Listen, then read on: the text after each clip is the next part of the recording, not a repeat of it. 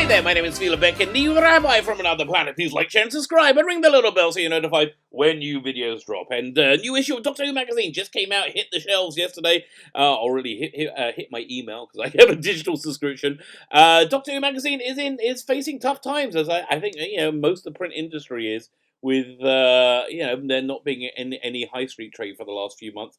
Hopefully that's coming back next month. That'll be fantastic for them. But they are asking people if you can get yourself a digital subscription, now's a really good time, or a digital copy. If you can buy a copy, that really does help them. Their circulation is down to about 17,000, and it was it went up to like 25,000, I think, a month during the 50th anniversary. But the normal level is about 22, but it's really dropped. It's really dropped a lot. So they could really use your help. But is it worth it? Is it worth your money? Are they doing a good enough job to get you to put your hand in your pocket and support them? So we're going to review the issue together, and you can hopefully you can make your mind up for yourself. Listen. Doctor Who magazine's been a part of my life since as long as I can remember. I've got a collection going back to issue 1. When it was a weekly. And I do. I still have them all. So I wouldn't. I would be really sad if it went away. But kind of understandable. It's the world we live in right now. Fine. But before we get into it, can I ask you guys? Can you hit the subscribe button? That'll be fantastic. Thank you very much. I am genuinely very grateful. You can hit the like button and the share button. All those things are very, very, very good. If you subscribe, you can enter any of my weekly competitions. And the prize this week is a pretty darn good one. I have 6 prizes to mail out. That's how behind I am right now. 6 prizes to mail out. I have to even look for the addresses of where they're going, but hopefully my house will be back in order by the end of next week. We can start mailing stuff out. So the prize this week is the Godfather Collection. It's a fantastic DVD set. You've got Godfather 1, 2, and unfortunately 3. But also it has lots and lots of making of documentaries telling you exactly what they were thinking when they were doing it. All you need to do to win it is subscribe to the channel, and in the comments leave the hashtag you broke my heart, Fredo.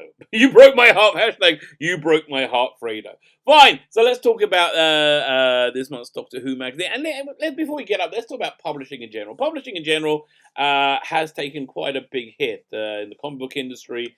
In publishing, like Mad Magazine folded. And I don't think it's speaking out turn to say that publishing, like just about every other type of media, has decided they really, really, really don't like about 50% of the people in the world. They just really, really fundamentally dislike them. So Doctor Who magazine has been straggling that for quite some time. And I think probably that's one of the biggest reasons for its flagging sales. Also, it's in an era where the current Doctor is just not very popular. People would rather run out the room than watch her. I keep saying the absolute worst thing that can happen for the Chris Chibnall era is for them to make and broadcast episodes of Doctor Who, because then everybody remembers, oh my God, this is awful.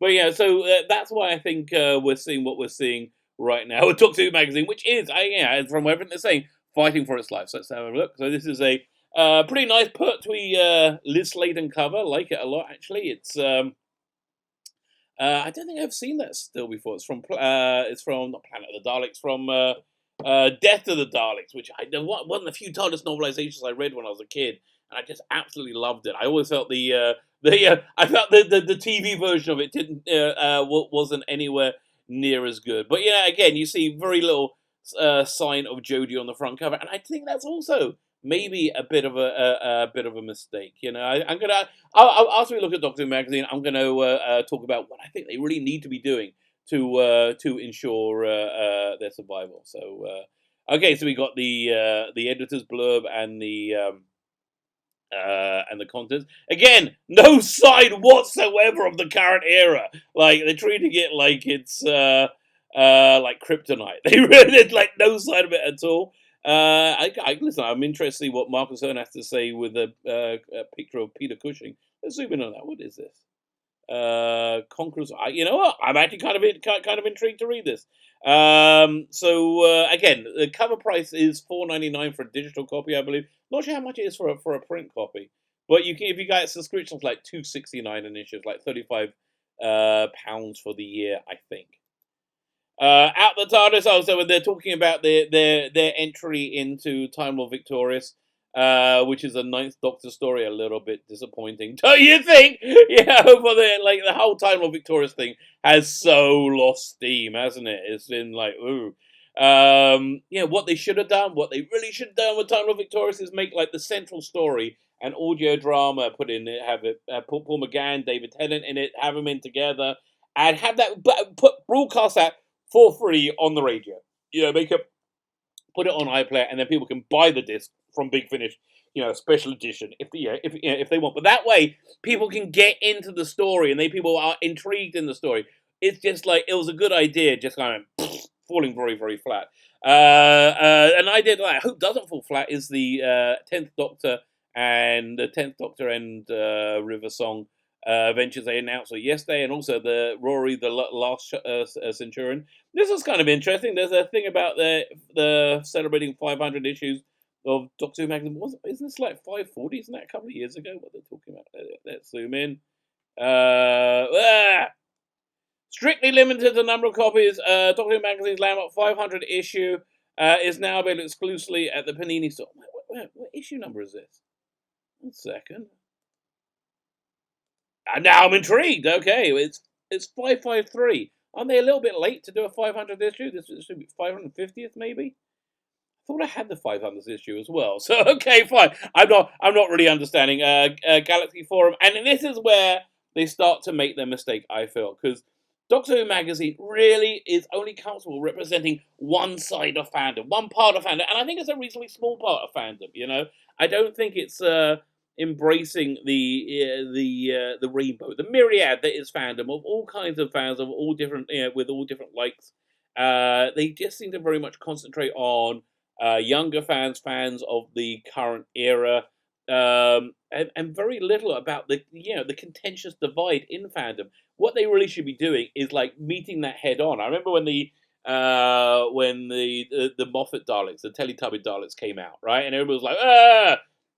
They actually had a debate in Doctor Who magazine. He had like one person speak for and one person speak against them. They did a few things, for a few things. And I think you can do that while you are, while you are reasonably confident with yourself. But I just don't think this era is confident with itself because it's just not very good. It's not doing very well, is it? Let's zoom in here. I'll give you like an example. Everything they got on YouTube, they got the thing with Bill Potts and Nardole. Basically the Black Lives Matter. I found that kind of gross. They got this one, which was okay, but it was fun. It was the one where the Doctor could regenerate into animals. It had this thing, which was like really kind of this song for Aquitaine, which was crap during the Rings of Aquitaine. It wasn't much better now. Again, it really just appealed to those those Doctors, those Doctor Who fans. And what's this? New extended version of something by Stephen Moffat. So listen, there's a lot of stuff going on YouTube. Maybe show the other side of the equation. Maybe show the other, and maybe because you're not going to do that because you want to pretend that other side, that fandom menace side, is irrelevant and doesn't exist. They really, really want to believe that. As an aside, the thing I think a problem with really like catering to only this area of fandom is, I've been in fandom since the 80s, and we've always had contentious, disagreements. Like some people love this, somebody else hates this, and we fight, and because they're very, very, very passionate about it. But we've never had a fandom before where they said, we don't want you to exist in fandom. We hate that you don't like what we like. We hate that so much. We want you to go away and preferably die. That's definitely the vibe we get. And again, maybe you want to admit there's more going on out there. If Mad Magazine, which was published for over 70 years, didn't have Alfred D. Newman as Donald Trump on the front of every cover, like if you're only making some fun of one side, it gets very, very boring. If Mad Magazine was a satirical magazine making fun of all sides of the political spectrum, and don't tell me all sides of the political spectrum aren't ripe to have the piss taken out of them, because yes, they bloody are. It would still be here today. But no, they wanted to go. They want to go. And orange man bad, which is kind of the vibe I get over here as well. But let's see if they put enough in to make it worth worth your while. And again, you see in the letters, very few people actually, they've really got to have more than one side of the story. That's really something that's absolutely killing them. And honestly, I love Doctor Who magazine, but if it went down because of it, I wouldn't shed a tear at all. I'd be like, yeah, and you know who else? Who wouldn't shed a tear? The fans of the era who want to drive away anybody who doesn't agree with them. Well, there's a bit of Noel Clarke there, who I heavily think should be the next Doctor and showrunner. Fine. So the major bulk of this issue is a in-depth interviews with directors throughout the year. So this is kind of an interesting feature. I think this feature, I reckon, would get me through the door. I think this is. I mean, it's up to you, but so you start off with who's the first one they got? Doesn't say. I'm sure we'll work it out sooner or later. Yeah, but then really you got to do stuff like this. Like, yes, we know he dressed up as one of the Morbius in the Brain of Morbius, and you're all convinced that those that confirmed the timeless children. Really, give it a bloody rest. You want our money? Stop alienating us. God, I hope someone at Doctor Who magazine actually listens to this, watches this, so they have an idea of what they're doing bloody wrong. And they'll be like, oh, what's your problem? It's just a photo. It's a photo connected to a great deal of contention in fandom, and you're only saying one side of fandom. You're only saying from one, not even side. I think it's a tiny minority at this point. Big Finish action. Nice cover. And so more commentaries from directors. We have Joe Ahern doing that Bad Wolf. Yeah, I would totally read this. And Graham Harper, Doomsday, Richard Clark, Doctor's Wife. Although they're very slight, they're very short articles. Cold War, Snowman. Twice Upon a Night. Spyfall is actually probably the best one they can focus on the directing in the modern era. Because listen, I mean, I hated Jodie's performance. I couldn't stand Chibnall's script. Loved Sacha Dhawan, really loving it. But I think in terms of like either a well. I think the director did the best he could, with what he had, and he actually made it rattle rattle on quite nicely. So this is an interesting feature as well. This is about Capaldi and his friend going to a television centre to meet people, interview people, and like they're about their. I haven't read it yet, but it seems to be about their fandom. In the early 1970s, 3 Doctor Who mad provincial teenagers lived the dream, met their idols, and helped to find fandom along the way. 4 decades later, one of them will become the Doctor. Yeah, it's Capaldi. I mean, zoom in. So yeah, this is okay. Fine. This is an interesting article. This is, I would say, worth your time. So yeah, again, this is like this is a little bit older than me. Than my fandom, but I'm like, I'm interested to go and check this out.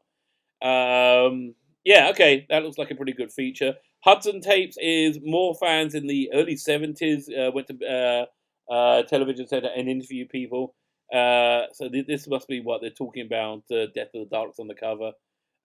Yeah, I was just thinking, wouldn't it be great? I really was wishing that Capaldi did an extra 2 years, because there was one trope that we haven't seen in Modern Who I think would have been perfect for Capaldi, which is the city of riddles they have to get through, like in Death of the Daleks, city of excellence in Pyramids of Mars. They got to solve all this. I would love to see a Capaldi one, but of course, the Capaldi one of that was actually the Sherlock episode was set on the prison island where his sister had escaped or whatever. So that was supposed to be that should have been the Master. It should have been the Doctor. It should have been a companion and I don't know, Brigadier or somebody.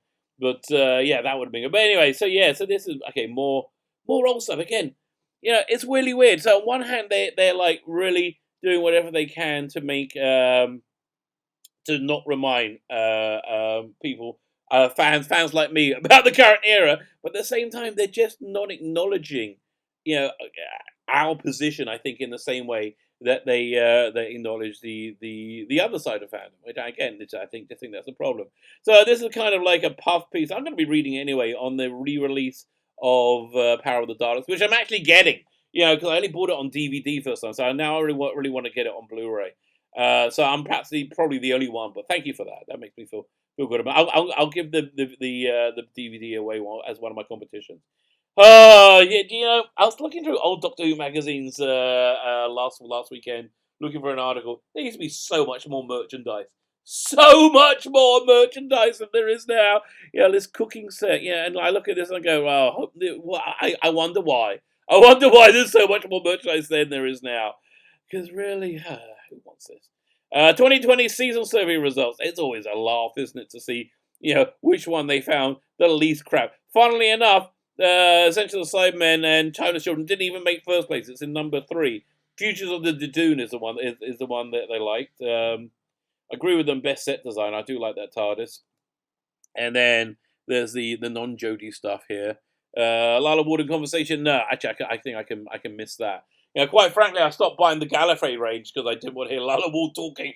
I'm hardly going to buy a whole bloody DVD of her like huffing and sighing away.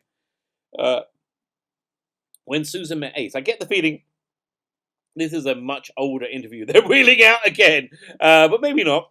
It's quite an interesting idea. First and last companion of the classic run. Oh, Shakedown! Freaking love this. This is my favorite Sontarans ever. They really should need to release a remastered version with better special effects or new special effects. A Holiday for Doctor, lockdown viewing. Yeah, that's fair. A bit of fluff, but the Doctor on vacation. Yeah, why not? I would read that. Demons of Punjab. Oh, really? No, if anything taught me anything, Demons of Punjab told me, don't go to Partition India because you will die of boredom. Oh, look, Doctor Who merchandise from before.